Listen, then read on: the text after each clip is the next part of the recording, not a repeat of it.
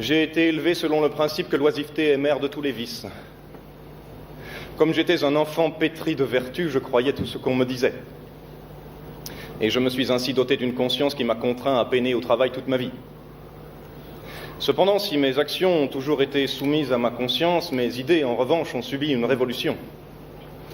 En effet, j'en suis venu à penser que l'on travaille beaucoup trop de par le monde, que de voir dans le travail une vertu cause un tort immense, et qu'il importe à présent de faire valoir dans les pays industrialisés un point de vue qui diffère radicalement des préceptes traditionnels. Ce que je veux dire, c'est que le fait de croire que le travail est une vertu est la cause de grands maux dans le monde moderne, et que la voie du bonheur et de la prospérité passe par une diminution méthodique du travail. Et d'abord, qu'est-ce que le travail ? Il existe deux types de travail. Le premier consiste à déplacer une certaine quantité de matière se trouvant à la surface de la terre ou dans le sol. Le second, à dire à quelqu'un d'autre de le faire. Le premier type de travail est désagréable et mal payé. Le second est agréable et très bien payé. Le second type de travail peut s'étendre de façon illimitée. Il y a non seulement ceux qui donnent des ordres, mais aussi ceux qui donnent des conseils sur le genre d'ordre à donner. Normalement, deux sortes de conseils sont donnés simultanément par deux groupes organisés, c'est ce qu'on appelle la politique. Il n'est pas nécessaire pour accomplir ce type de travail de posséder des connaissances dans le domaine où l'on dispense des conseils.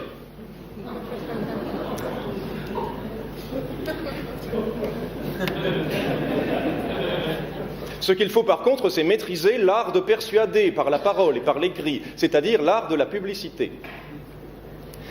Il existe une troisième classe d'individus, plus respectée que ne l'est aucune des deux autres.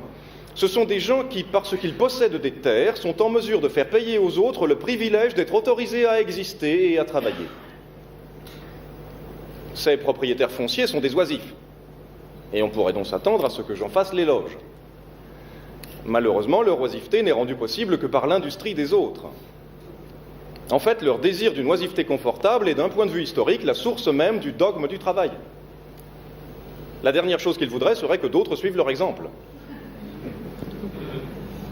Depuis le début de la civilisation jusqu'à la révolution industrielle, en règle générale, un homme ne pouvait guère produire par son labeur plus qu'il ne lui en fallait à lui et à sa famille pour subsister. Même si sa femme peinait à la tâche au moins autant que lui, et si ses enfants se joignaient à eux dès qu'ils en étaient capables. Le peu d'excédent qui restait lorsqu'on avait assuré les choses essentielles de la vie n'était pas conservé par ceux qui l'avaient produit. C'étaient les guerriers et les prêtres qui se l'appropriaient.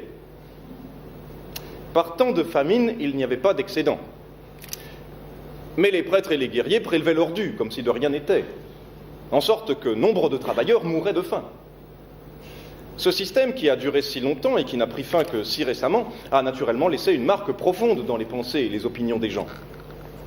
La plupart de nos convictions quant aux avantages du travail sont issues de ce système. Étant donné leurs origines pré-industrielles, il est évident que ces idées ne sont pas adaptées au monde moderne. La technique moderne a permis au loisir, jusqu'à un certain point, de cesser d'être la prérogative des classes privilégiées minoritaires pour devenir un droit également réparti dans l'ensemble de la collectivité. La morale du travail est une morale d'esclave. Et le monde moderne n'a nul besoin de l'esclavage.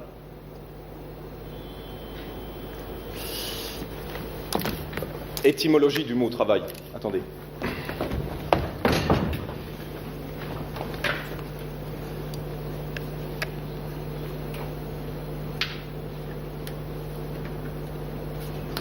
Je voulais vous lire quelque chose dans le dictionnaire historique de la langue française sous la direction d'Alain Ray aux éditions Le Robert. L'article travaillé.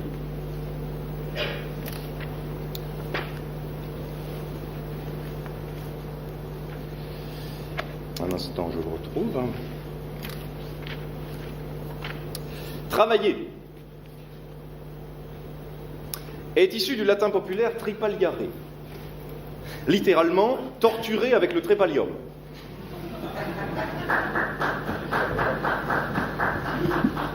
nom d'un instrument de torture et aussi d'une machine où l'on assujettit les bœufs et les chevaux difficiles pour les ferrer. En ancien français, et toujours dans l'usage classique, travailler signifie faire souffrir physiquement ou moralement.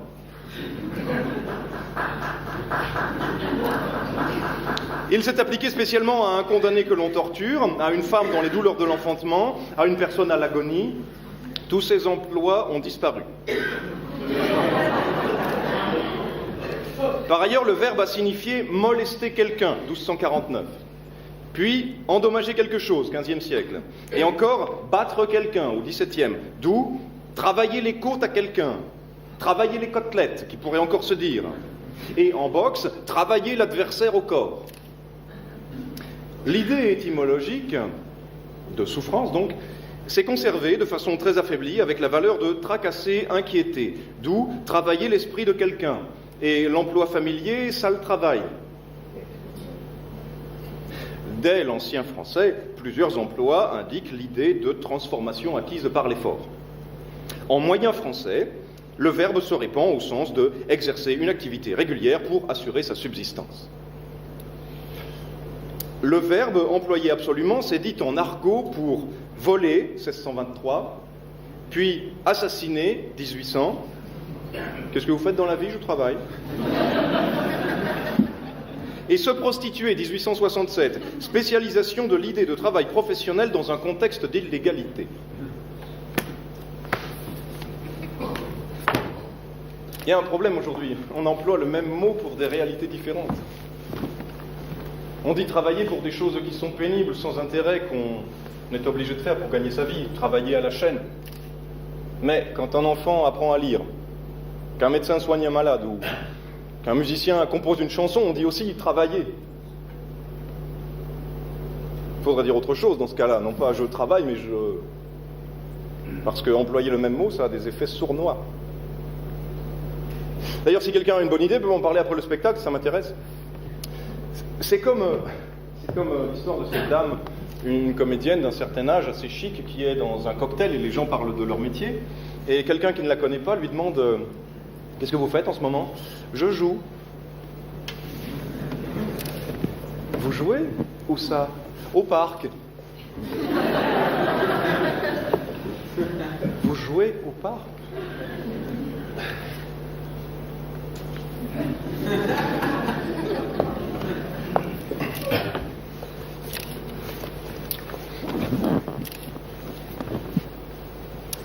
De toute évidence, s'ils avaient été laissés à eux-mêmes, les paysans des collectivités primitives ne se seraient jamais dessaisis du maigre excédent qui devait être consacré à la subsistance des prêtres et des guerriers. Au début, c'est par la force brute qu'ils furent contraints de produire ce surplus et de s'en démunir. Peu à peu, cependant, on s'aperçut qu'il était possible de faire accepter à bon nombre d'entre eux une éthique selon laquelle il était de leur devoir de travailler dur, même si une partie de leur travail servait à entretenir d'autres individus dans l'oisiveté. Encore aujourd'hui, 99% des salariés britanniques seraient véritablement choqués si l'on proposait que leur roi ne puisse jouir d'un revenu supérieur à celui d'un travailleur. La notion de devoir, du point de vue historique s'entend, fut un moyen qu'ont employé les puissants pour amener les autres à consacrer leur vie aux intérêts de leur maître plutôt qu'aux leurs. Bien entendu, ceux qui détiennent le pouvoir se masquent cette réalité à eux-mêmes en se persuadant que leurs intérêts coïncident avec ceux de l'humanité tout entière. C'est parfois vrai. Les Athéniens, qui possédaient des esclaves, par exemple, employèrent une partie de leur loisir à apporter à la civilisation une contribution permanente,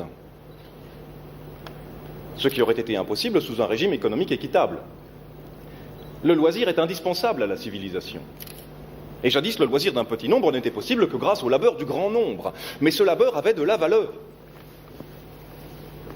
Non parce que le travail est une bonne chose, mais parce que le loisir est une bonne chose.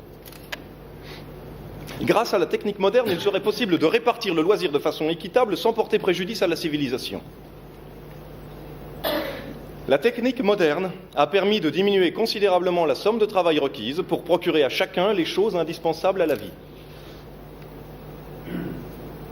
La preuve en fut faite durant la guerre. Au cours de celle-ci, tous les hommes mobilisés sous les drapeaux, tous les hommes et toutes les femmes affectés soit à la production de munitions, à l'espionnage, à la propagande ou à un service administratif relié à la guerre, furent retirés des emplois productifs. Malgré cela, le niveau de bien-être matériel de l'ensemble des travailleurs non spécialisés du côté des Alliés était plus élevé qu'il ne l'était auparavant, ou qu'il ne l'a été depuis. La guerre a démontré de façon concluante que l'organisation scientifique de la production permet de subvenir aux besoins des populations modernes en exploitant qu'une part minime de la capacité de travail du monde actuel. Si à la fin de la guerre, cette organisation scientifique, laquelle avait été mise au point pour dégager un bon nombre d'hommes afin qu'ils puissent être affectés au combat ou au service des munitions, si cette organisation scientifique avait été préservée et si on avait pu réduire à 4 le nombre d'heures de travail, tout aurait été pour le mieux. Au lieu de quoi, on en est revenu au vieux système chaotique où ceux dont le travail était en demande devaient faire de longues journées, tandis qu'on abandonnait le reste au chômage et à la faim. Pourquoi ? Parce que le travail est un devoir, et que le salaire d'un individu ne doit pas être proportionné à ce qu'il produit, mais proportionné à sa vertu, laquelle se mesure à son industrie. On reconnaît la morale de l'État esclavagiste, mais s'appliquant cette fois dans des circonstances qui n'ont rien à voir avec celles dans lesquelles il a pris naissance. Comment s'étonner que le résultat ait été désastreux ? Prenons un exemple. Supposons qu'à un moment donné, un certain nombre de gens travaillent à fabriquer des épingles. Ils fabriquent autant d'épingles qu'il en faut dans le monde entier en travaillant, disons, 8 heures par jour.